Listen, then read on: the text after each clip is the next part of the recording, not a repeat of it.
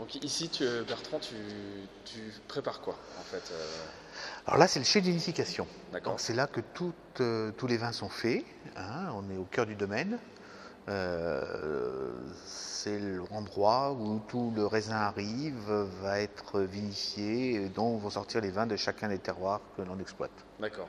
Et quels sont les différents terroirs que... Alors sur l'exploitation, on a 4 terroirs principaux différents, D'accord. et on fait une cuvée différente pour chaque terroir. Ok. Donc on fait 4 vins rouges différents qui correspondent aux 4 terroirs de l'exploitation. Ok. Et les cépages que tu utilises? Uniquement Cabernet Franc. Sur Chinon, c'est très simple, on a une appellation monocépage, donc un seul cépage, d'où la distinction de chaque terroir qui va donner le style de chaque Chinon qu'on peut rencontrer. D'accord. Et du coup, parce qu'on on a pu voir avant justement différents terroirs en fonction des sols plus ou moins argileux. Oui. Alors nous, on a notre cuvée classique, on est sur des terrains de sable calcaire, donc ça donne des Chinons plus légers sur le fruit, le côté gourmand, facile. Oui.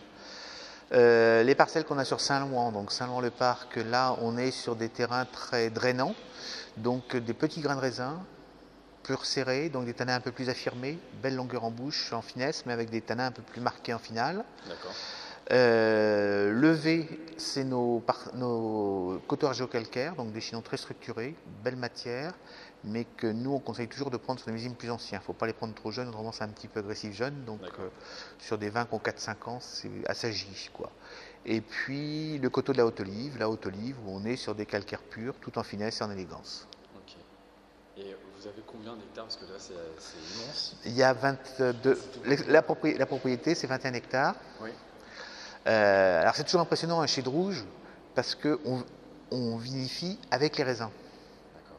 Donc on rentre tout le raisin dans la cave.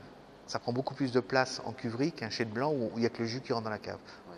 Et combien de temps en fait justement le raisin reste... La macération, ouais. On est sur des macérations de 3 à 5 semaines ici. D'accord. Ok. Et après la période d'élevage en fait Élevage, ça peut être de 6 à 24 mois. Et comment c'est en fonction des différents terroirs? En fonction des terroirs, c'est la personnalité du vin qui va décider de l'élevage. C'est pas c'est pas prédéfini à l'avance. C'est la dégustation de chaque vin qui va déterminer l'élevage des vins. Okay. Avec une particularité maison, il n'y a pas d'élevage en barrique parce qu'on veut avoir le goût du terroir et que le goût du terroir et pas ramener des goûts de chêne. D'accord. Ah, donc les tanins sont construits en fait vraiment... Sur le raisin. Le vin se fait à la vigne beaucoup plus que la cave. À la cave, on va juste être là pour mettre en musique, que le potentiel de chaque raisin s'exprime et que chaque terroir donne sa personnalité. Okay. Et là, Chinon, on est en période de mois de juin. Quels sont les travaux en ce moment sur les vignes? Alors, on est encore en période d'ébourgeonnage. Donc, le travail à faire actuellement, il n'est pas fini là-dessus. Il faut faire sauter les bourgeons comme ceux-là, qui ne sont pas les bourgeons productifs et qui vont pomper la sève. Donc tout est repassé, on enlève voilà, ce qu'il y a au pied ici. Voilà. Donc là, c'est le gros travail de la saison. C'est tout cet ébourgeonnage qui est fait en ce moment. Voilà, on est en agriculture raisonnée et on a le label haute valeur environnementale.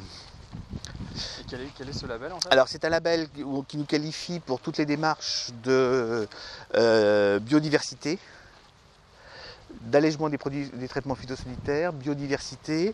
Donc c'est aussi, nos sols sont enherbés.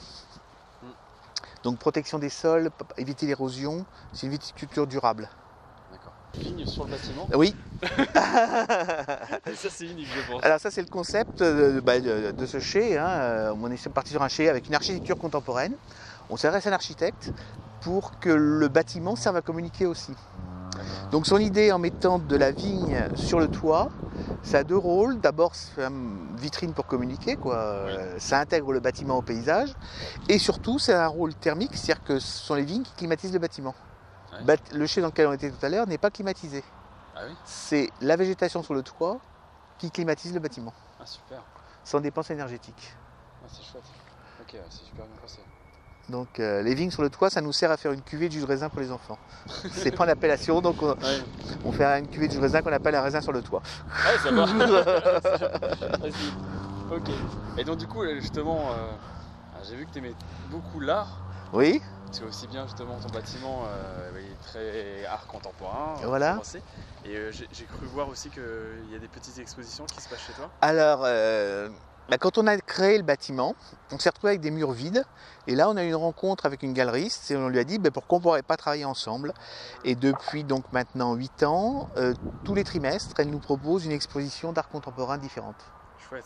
Donc tous les trimestres, on renouvelle les artistes et tout ça qui viennent exposer ici, dans un lieu un peu atypique. Ça permet aux artistes d'ouvrir leur œuvre sur un autre public, un public qui pousserait pas forcément les portes d'une galerie.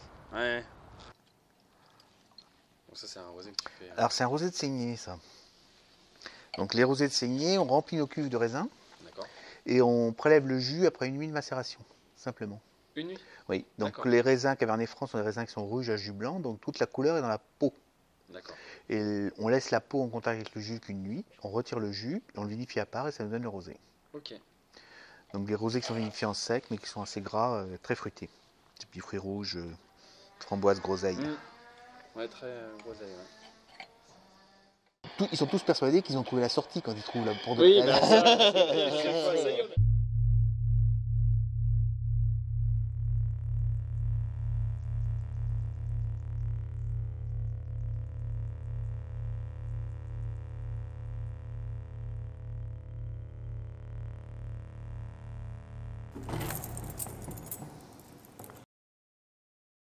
Non mais c'était vraiment bien fait, on a eu plein d'énigmes, plein de communication.